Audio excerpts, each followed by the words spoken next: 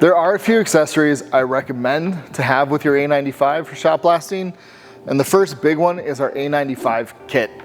And what this kit is, it's a nice toolbox that has, first of all the tools required to do some repairs, the basic repairs, daily maintenance on your machine included with it. But it also comes with a blast wheel kit.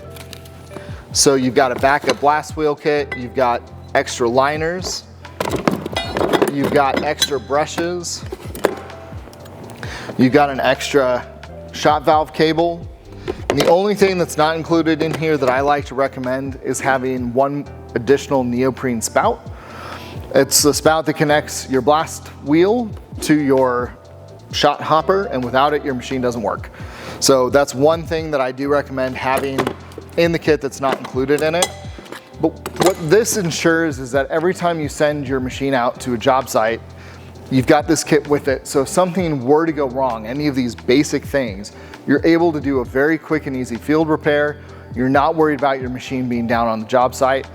And what makes it even better is that your guy on the field who, let's say, replaced the side brush because it got ripped off, then he can shoot you a text message and say, hey, I replaced side brush part 400-458, please order one to replace it in the kit.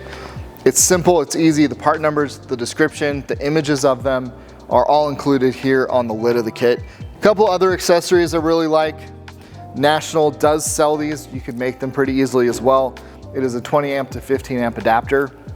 But again, when you're using one of these adapters with your machine, you really need to make sure that you're pulling a safe number of amps for the type of electrical system you're plugged into. And then something National doesn't sell, iCry chips.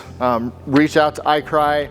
You might be able to find them at a concrete supply store near you, but you should always have a set of these chips so that you can make sure that you are doing the correct CSP and that the CSP your machine is producing is the one that you are looking for across the job. In the video, I've used a couple different types of magnets.